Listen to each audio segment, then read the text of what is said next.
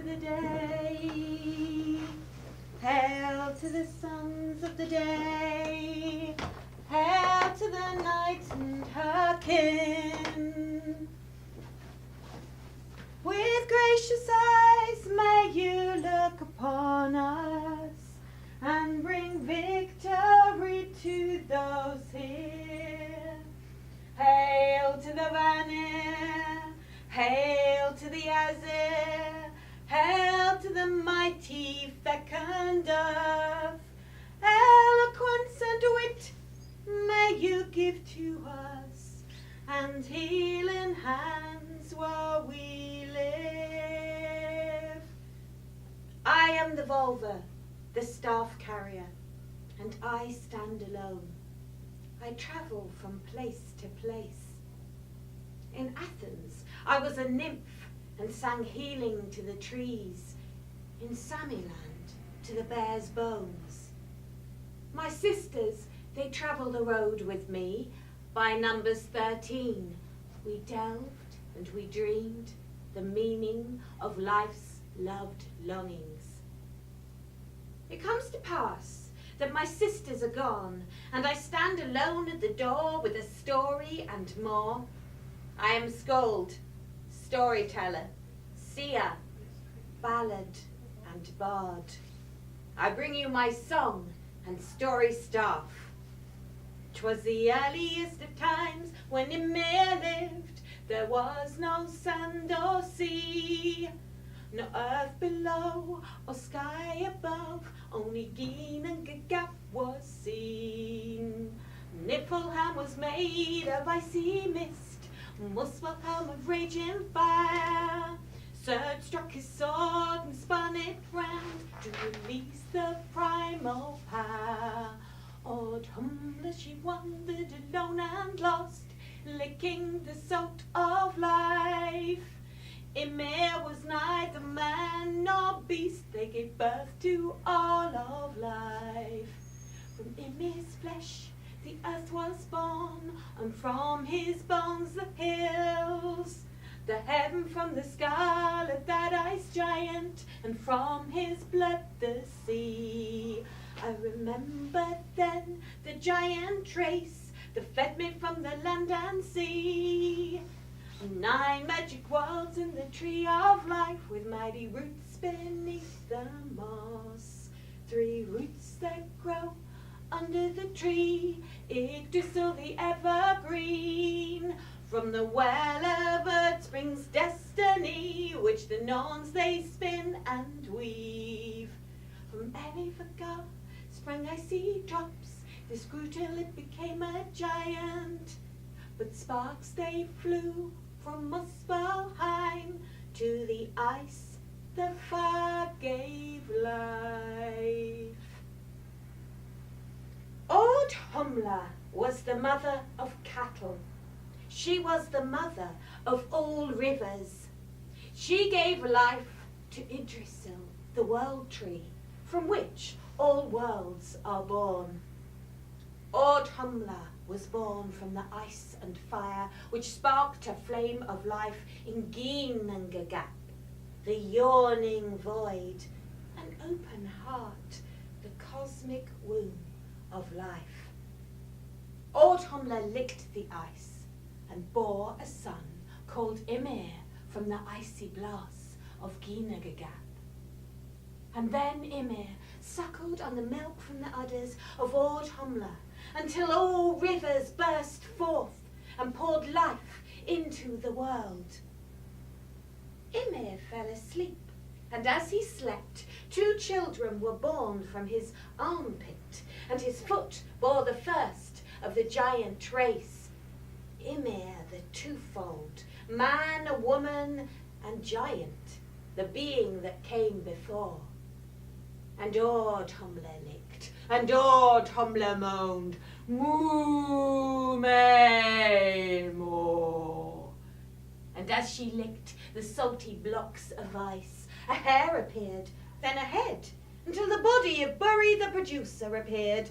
And from Buri was born Bor, and from Bor was born 3 brother gods, Spirit, Will, and and Holy One, Odin, Vili, and Ve.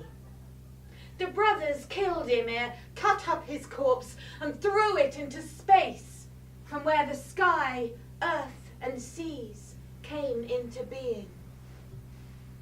As Ymir was tossed into space, 2 small branches of ash and elm fell from his armpit. The not yet woken boy and girl fell into space, not yet come into being. And as the milk flowed from the udders of Ord Humla, a wave consumed the earth and washed up the branches on the seashore from Yggdrasil, the tree that bore life in awe. Then the 3 brother gods walked out on the seashore, looking for Great Mother, but she only whispered in the waves on the beach. See my children, stuck in the sand on the shore. Breathe life into them. See my children, stuck in the sand on the shore. Breathe them into being. Breathe life into them.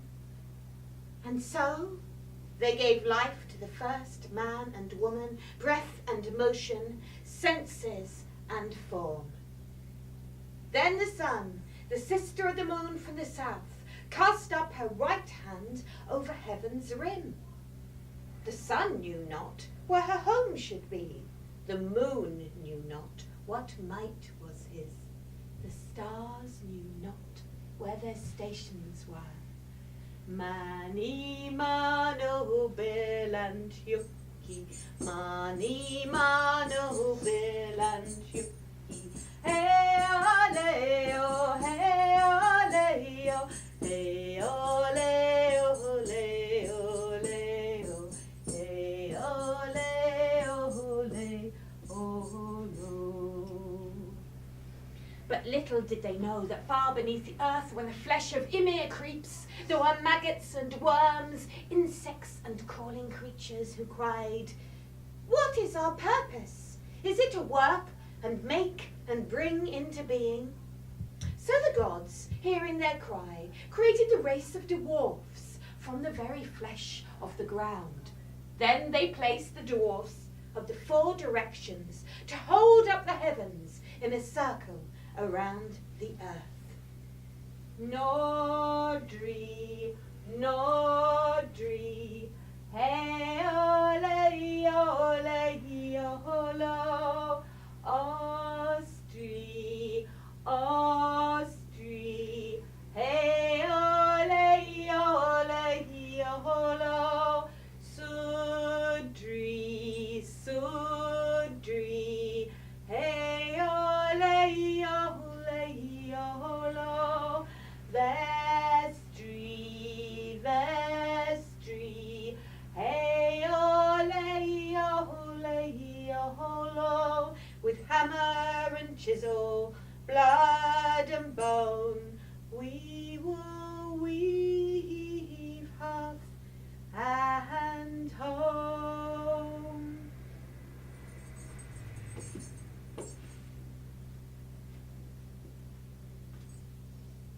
Welcome thou art, for long have I waited, the welcoming kiss shalt thou win, for two who love is the longed for meeting, the greatest gladness of all.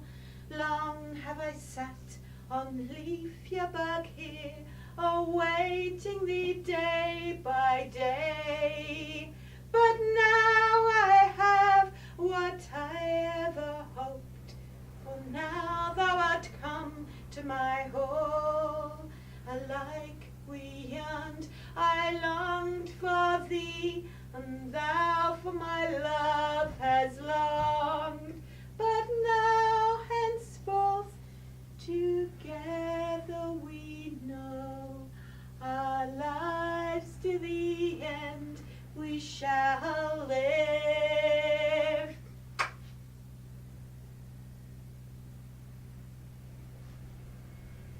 Ooh.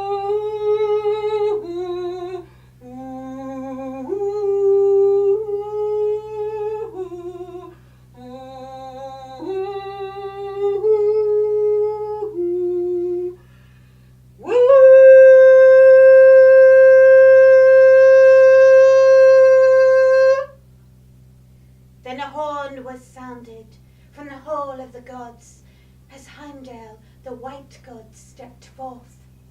He was nourished by the milk of great Mother River, and in 9 waves of the sea was born. Asker and Embla lay asleep on the shore. Heimdall, he lay down between. When Asker awoke, sweet Embla spoke.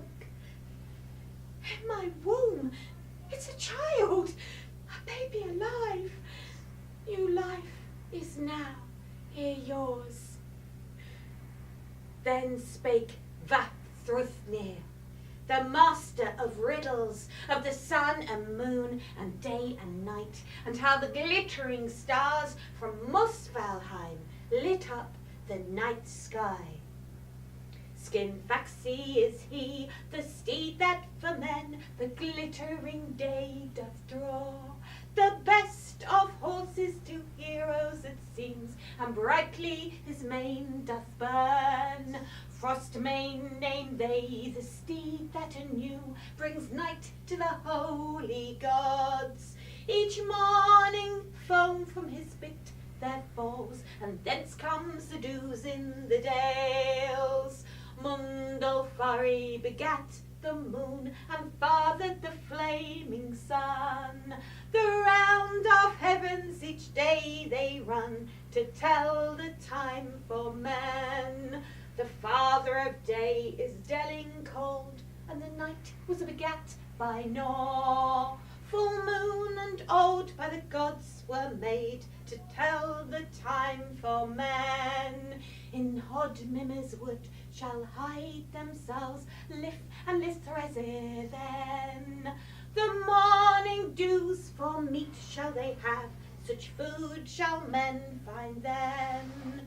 A daughter bright elf beam she bears, and a wolf it snatches her forth.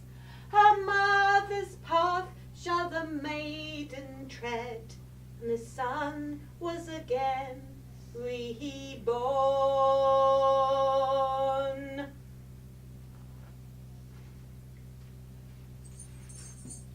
This is the story of Ragnarok, the doom of the gods, or the twilight of the gods. Mr. Grim Reaper of Devils Dyke and Dame Dark of Sussex. They say in Sussex, if you get to the end of the rainbow, you'll find a crock of gold. Let's hope it's not a crock of anything else. And this is the story of one Dame Dark who lived on the brooks of Sussex at the foot of the South Downs. And the thing about the South Downs is when you go up the South Downs, you have to go down, and then you go up, and then you have to go down, and then you go up, and then you have to go down, and that's why they're called the Downs. Now she lived on the brooks in a little old cottage where she had a witchy kitchen in which she would brew all sorts of witchy spells in her cauldron from flowers and herbs and seeds, and her favourite brew was called puff ball soup. And the puff ball, they say, is called the Devil's Snuff Box. So this was a very special soup. Now, Dame Dark had a very special candle, which she would shine out across the pools on the brooks where the rain would fall and make natural lakes. And she would take a sieve from her witchy kitchen and shine it in front of her candle. And that would make a sun born again, as if it was at the dawn. Now her fame for her witchy trick went all over Sussex, all the way to St. Wilfrid, who had come to bring Christianity to Sussex, especially in the Sussex Weald, but had got stuck in the terrible mud of Sussex and hadn't got very far. So he commandeered Mr. Dunstan and Mr. Cuthman, the venerable saints of Sussex. And one night, Mr. Grim the Reaper was making a great roaring noise up on the downs, and they couldn't even hear the church bells. So they went all the way to Dame Dunstan, to Dame Dark's house, to commandeer her help. And they knocked on the door. Dame Dark saw two great gentlemen with lovely long white gowns and great shining auras. They said, Dame Dark, we ask you to come by order of St. Wilfrid. And she said, I'm just brewing some soup. So they said, and unraveled a great big scroll, which said, in Appendix A, we now have accused you of witchcraft, of the most terrible evil acts. You have been consorting with the devil. Nay, you are, in fact, the devil's wife.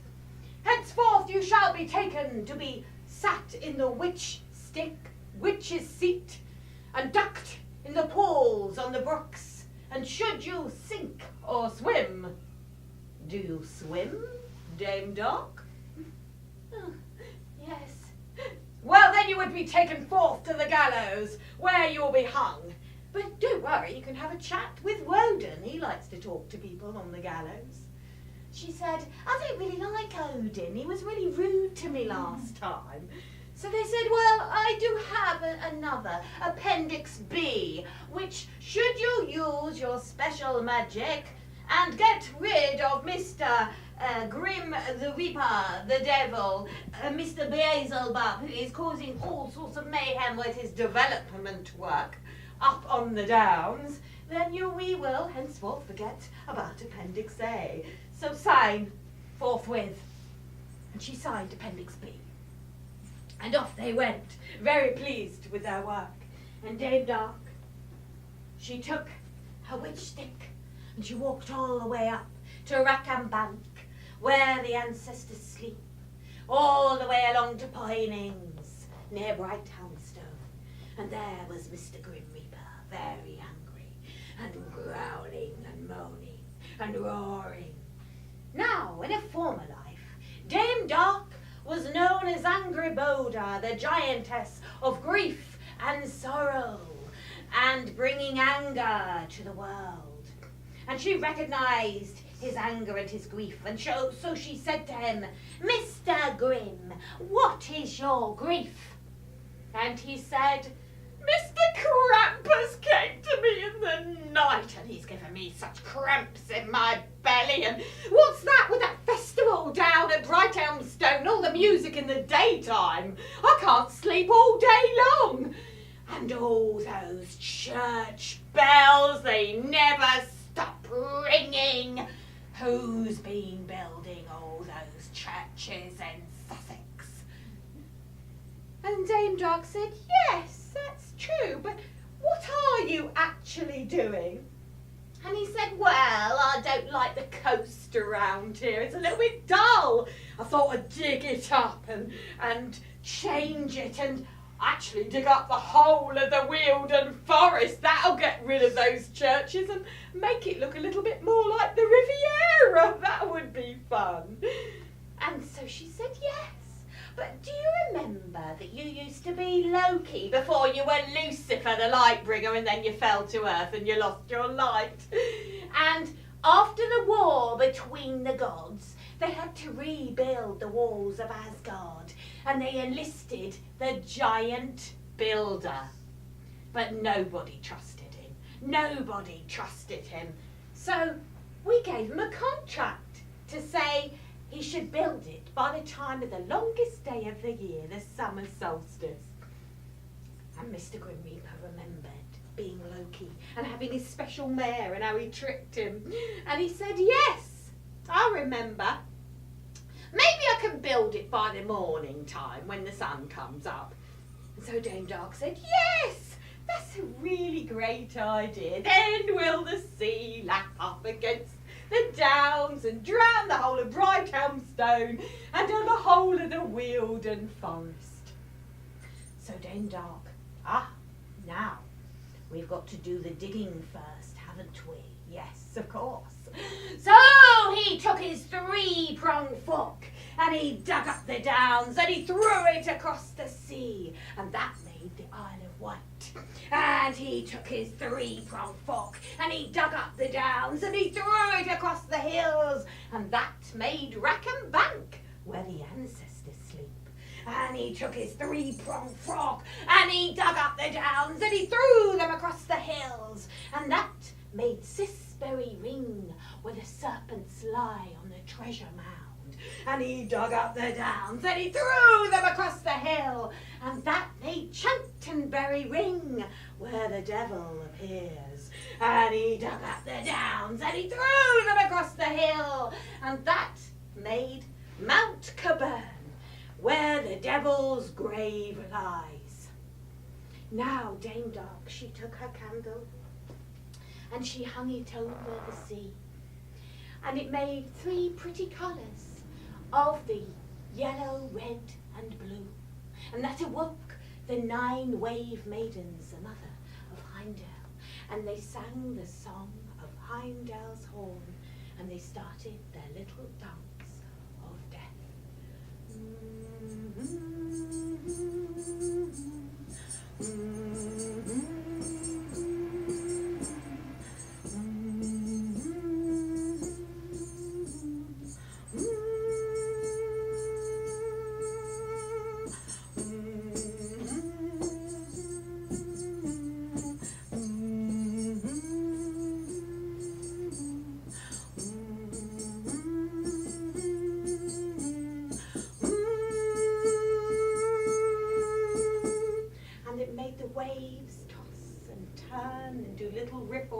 Which caused those 3 pretty colours to turn into all the colours of the rainbow, and a great big quivering rainbow bridge shot up against the horizon.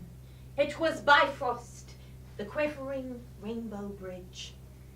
And Dame Dark looked up into the bridge, and there she saw a golden light shining at the top of it, and she said, "Ah, it's the crock of gold! I found it!" But it was Heimdall, the watcher of the gods, who can hear the grass growing in the meadows and the wool growing on the back of sheep. And he'd heard the song of his horn and heard the dance of his mothers. And so he had opened the Bifrost bridge that lies between the world of the gods and the world of man. And so Dame Dark took her candle and she hung it over the sea. And she took her sieve from her witch's kitchen and hung it over it, and a great light reflected over the sea, and with the movement of the 9 made ravens and their song, a great sun shot out across the horizon, and it dazzled and blinded Mr. Grim Reaper in his eyes, and so he ran all the way over to Hove, where he dropped a rock from his foot, and it made a great big golden stone, which is known as the Golden Stone, and you can see it in Hove today. And then he ran all the way over to Mount Caburn, via Molscombe, and he ran to Molscombe, where he stamped his hoof on the hill, and that made a hoof-shaped valley known as Molscombe. And I'm sure that all the people that live in Molscombe are very grateful for that. And then he ran all the way to Mount Caburn, where he went to sleep in the devil's grave. And Dame Dark felt so sorry. She remembered when he was Loki, and she said, "Oh, they threatened me. Oh, I'm so sorry. I love you. I want you to marry me. Will you be my husband?"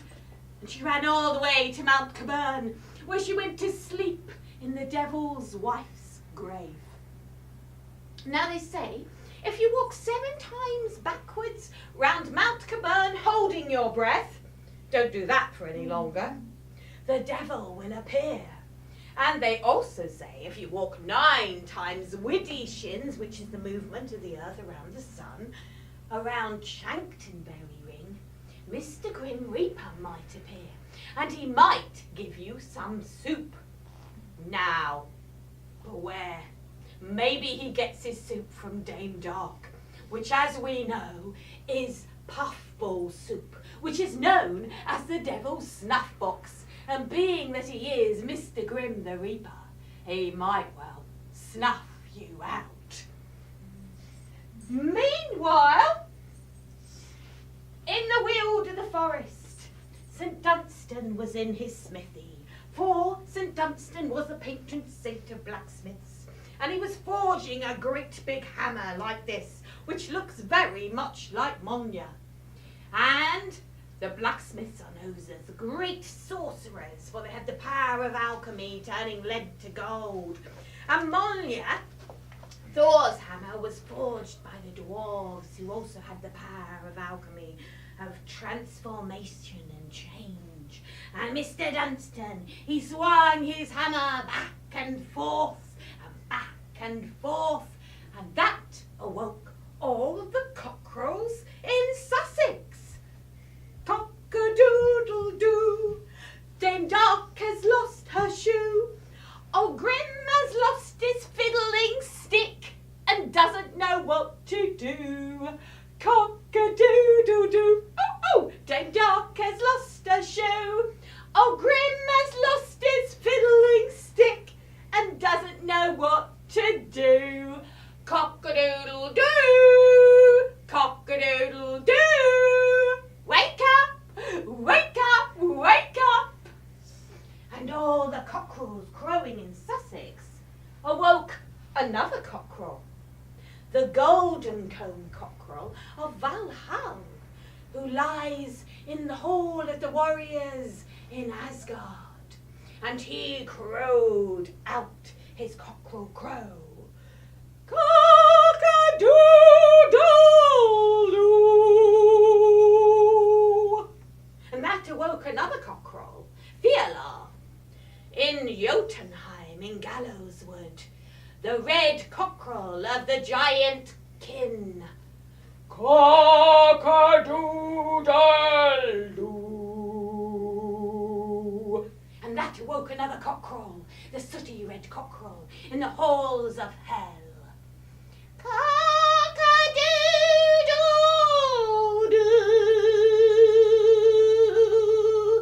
And that alarmed Garm, who is the wolfhound of hell and guards the gates of hell. And he sounded out a wolf howl siren.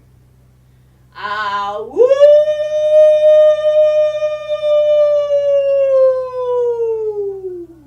Ah-woo!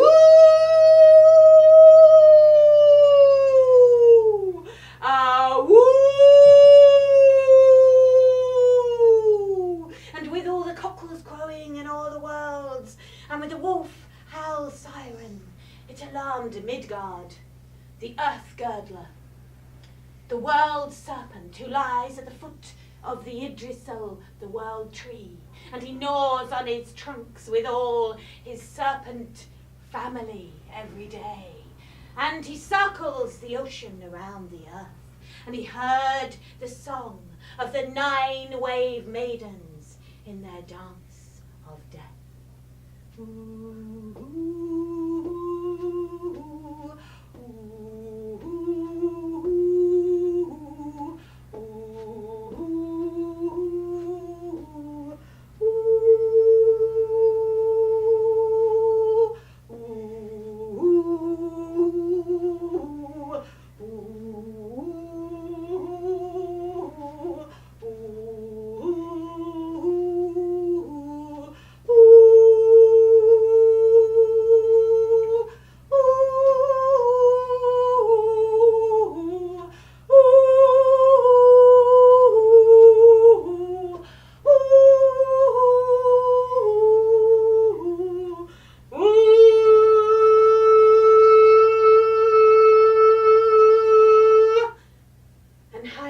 sounded the Gjallarhorn, and Midgard started to toss and turn, causing great waves in the ocean and floods throughout the earth, and causing Yggdrasil to quiver and shake,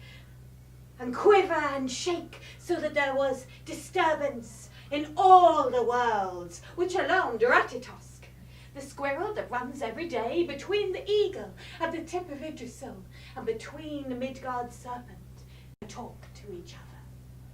And so Ratatosk came all the way down to Midgard and said, "What are you doing, causing all this disturbance throughout all the worlds? Everybody's upset. It's all shaking and tossing and everything's turned into chaos. It's all gone wrong." And Midgard said, "It's time. You must summon the hawk between the eagle's eyes.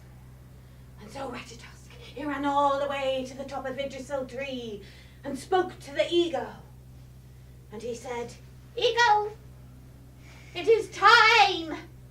You must summon the eagle, the hawk between your eyes."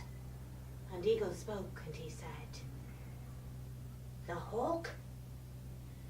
Is it time for the winter of discontent, Fimbalator?" And Ratatosk said, "Yes, send the hawk to find Raskavelg, the shadow eagle." And so Eagle threw Hawk out, and the hawk flew throughout all the 9 worlds of Idrisil, looking for Raskavelg, the shadow eagle.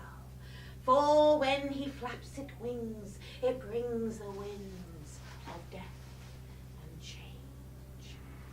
And he went all the way to Valhall, where Odin was sitting on Hjalfskjalf, the throne on which he can see throughout all the worlds, where he had sacrificed his eye into Urd's well, Mimir's well, so that he can see through all the worlds and has the power of astral projection. And he was sitting on his chair with Hugin and Mooning, his ravens of thought and memory, and his dog-like wolves, Geri and Freki, sat at his foot. And Hawk flew in and sat on the arm of the chair and spoke to Odin, saying, "Odin, I can't find Raskvelg. I've looked through all the worlds." And Odin said, "Well, you're on Hjalfskjalf. You can see through yourself." So Hawk looked out across all the worlds, and there he saw, deep, deep, deep, deep, hidden down in the forest of the Weald, was a great big shadow. And he said, "I think I found him." And he flew off across to the Wealden forest, Andromeda, Silver Andrea, Andred's Weald, named after the great giant spirits that live there. And he perched on a branch, and there he saw Raskvelg, the shadow eagle. And he said, "Raskvelg, it's time to summon the winter of discontent, Fimbalator." And Raskvelg rose up, and he flapped his wings, and he caused a little breeze, which was gentle and nice, but cold air came across and made it like an icy blast. And then he flapped his wings, which caused a gale, and he flapped his wings, which caused a hurricane. And then he flapped his wings, and a tsunami came, and a tidal wave, and a blizzard, and hail, and thunder, and lightning, and storms raged across all the world, and there was a war between all mankind. Brother killed brother. There was adultery, evil, and sin throughout all the worlds. Chaos reigned, and great storms, and war, and death to all with disease and illness. Meanwhile, Lif and Lithrazer, Life and Lifeyearner, were walking through the forest of the Weald, trying to escape from the winter of discontent. And as they walked, the storms were not affecting here. It was sheltered from the storms, and a lovely blanket of snow fell over the forest. And as it did, the cold breeze threw against it, and it was frozen in the air. And there was a beautiful tapestry or statuette with lovely, bright, little, shining lights. And Liv said, "It's the elves. They look after the forest." And Lithrazer said, "Lifeyearner, it is the tapestry of life, like the Norns of destiny. They're weaving the web of weird and Orlog." And as the snow fell on the ground, it froze the berries that were already ripe, so that they could stay fresh throughout the winter. And Lif and Lithrazer, they walked across the forest. And then they saw strange footprints, and they couldn't work out if it was a deer or a bear or a wolf or a bird. And Lifthrasir said, "These are the elf marks." So Lif said, "Why don't we follow them? They might help us find our way through the forest." And so they took one another's hands, and as they did, strange hands pulled them in the dark, and they were pulled through the forest in a circle dance to the elf call song.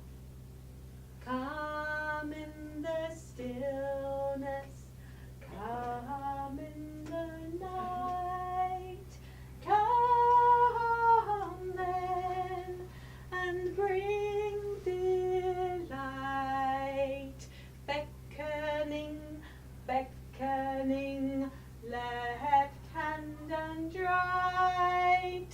Come then, oh come tonight. And they were led to a great giant tree with a huge trunk that shone and quivered like a vortex between all the worlds. And as the elf led them forward, a great door opened in the trunk. And Lif and Lifthrasir, they walked in, led by the elves, and they put their arms around each other, and they fell asleep, safe throughout the winter of discontent. Meanwhile, at the foot of Idrisil, Erdskuld and Verdandi, the Norns of destiny, were looking in the wells each morning to see what would be happening and read the signs of the runes and pictures of destiny.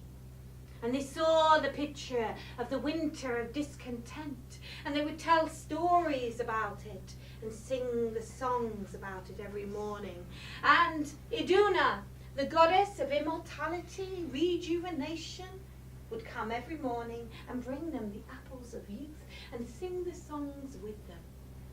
Now one morning, Bright Elf Beam came along, and she heard them singing the song of the winter of discontent.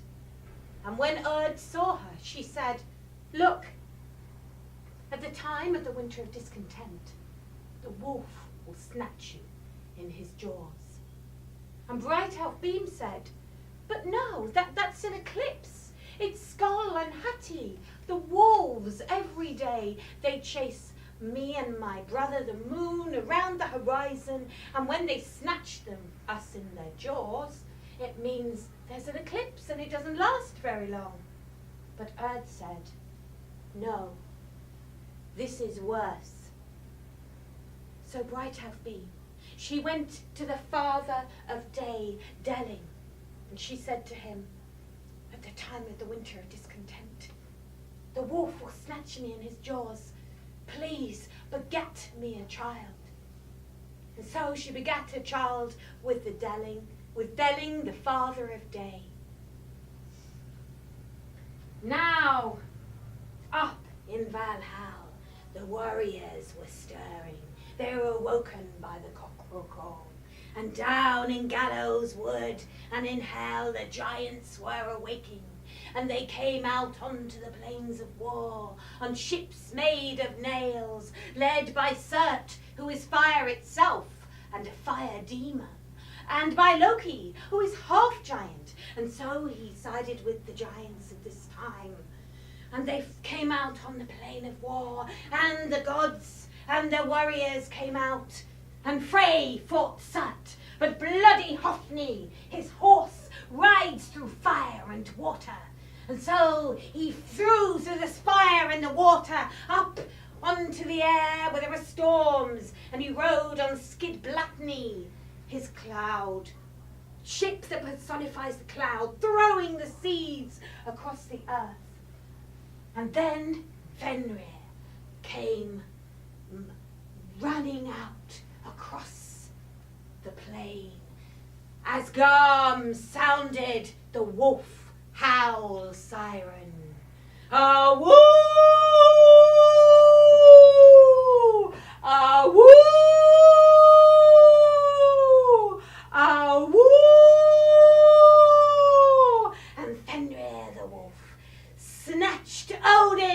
his doors and killed him. But Odin, as we know, has many, many, many names. And he has sacrificed his eye in the well of Mimir, and so he has the power of astral projection and can travel through all the worlds. So we're hoping that that worked out okay. And then Fenrir. Thor was furious, so he took Mjolnir and he swung it round at Fenrir. And as he did, Midgard's serpent came out across the horizon, his adversary. And he started to fight the Midgard serpent, and he swung Mjolnir round 3 times, but the great big tongue threw out and tossed him back 9 paces. And at each pace, he swung Mjolnir round. Oh, 1 pace, 2 paces, 3 paces, 4 paces, 5 paces, 6 paces, 7 paces, 8 paces, 9 paces. Now they say those 9 paces are like a ritual rite of passage, and so he died a hero's death. But they don't say that in any of the poems, for we know that Mjolnir was crafted and forged by the dwarfs who have the power of alchemy, and so it has the power of transformation and change, and that Thor is the son of the earth. Now in times of yore, they used to put Mjolnir in the lap of brides at wedding, for it brought fertility to the marriage. And so Mjolnir has the power of change, rejuvenation, and bringing life.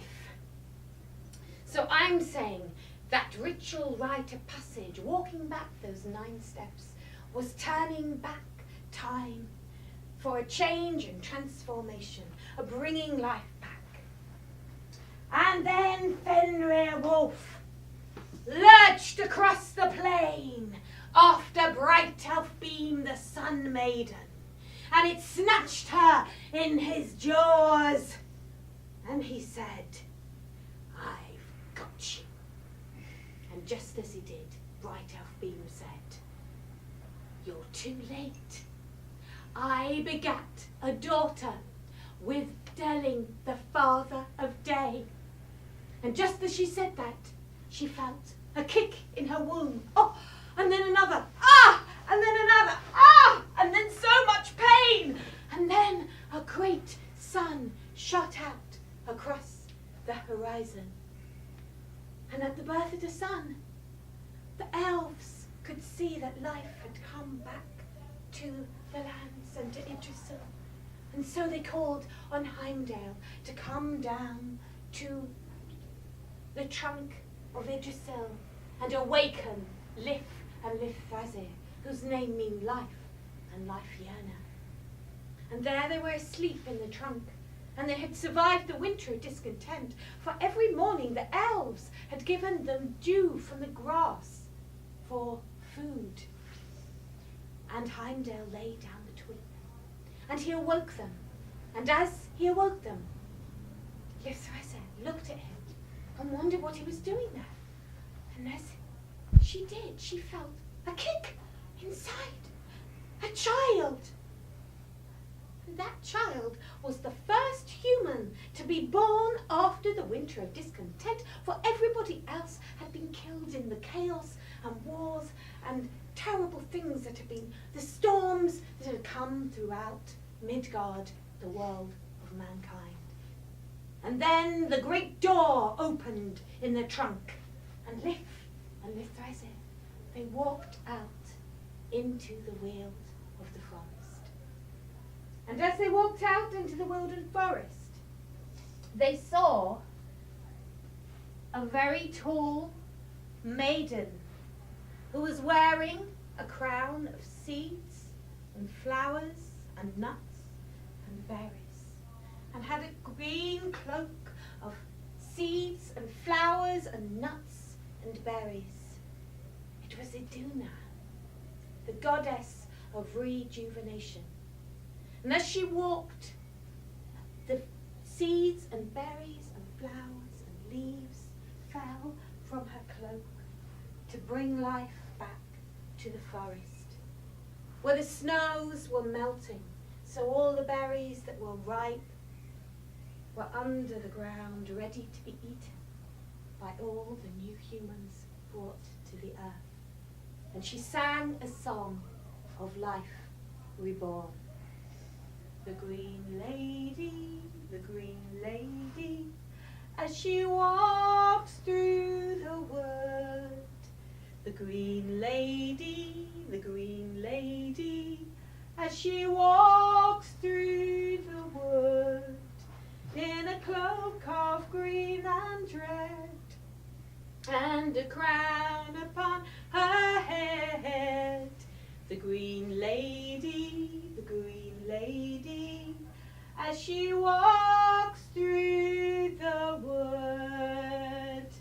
And she walked out onto Edavol Plain, the plain of rejuvenation, where she saw Balder, the sun god, and Honir, who brought life to man, and Modi and Magni, the grandsons of Odin and the sons of Thor. And they were choosing the rune slips and singing the songs of the runes and of life rejuvenated. The green loaf one, sees the lady in the wood. The green loaf one, sees the lady in the wood, in a cloak of green and red, and a crown upon her head.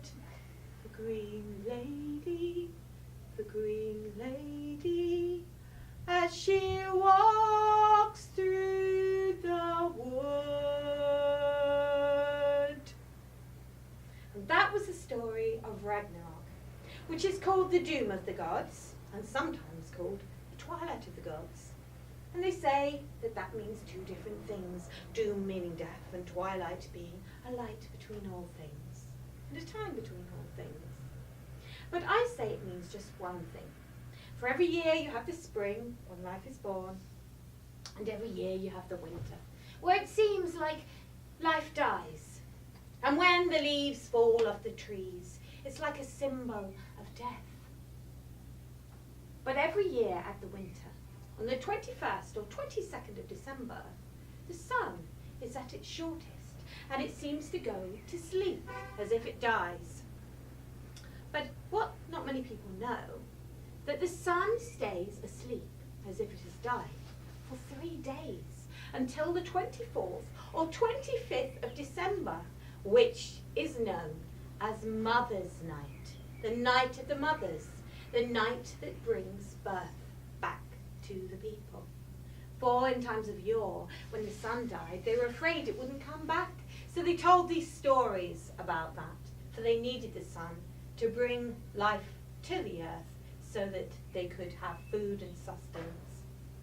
And so this is a story of the birth of life, the death of life, and then the rebirth of life in nature itself. Thank you very much.